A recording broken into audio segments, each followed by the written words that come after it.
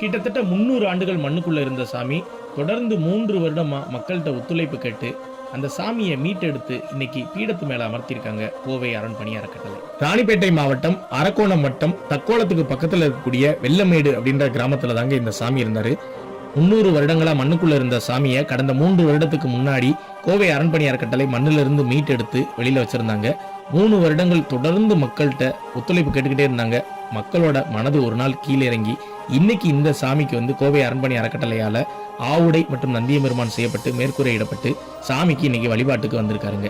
கிட்டத்தட்ட 6 அடி உயரம் கொண்ட பிரம்மாண்டமான சிவலிங்கம். அதோடைய பானத்தை பார்க்கும் போதே தெரியும் அதோட பிரம்மாண்டம் என்னன்னு. மண்ணுக்குள்ள புதைந்திருந்த சாமியை மீட்டெடுத்து இன்னைக்கு பீடத்து மேல அமர்த்தி ஊர் மக்கள் வழிபாட்டுக்கு கொண்டு வந்துட்டாங்க. இந்த கோவிலுக்கு ஒரு உதவி தேவைப்படுது.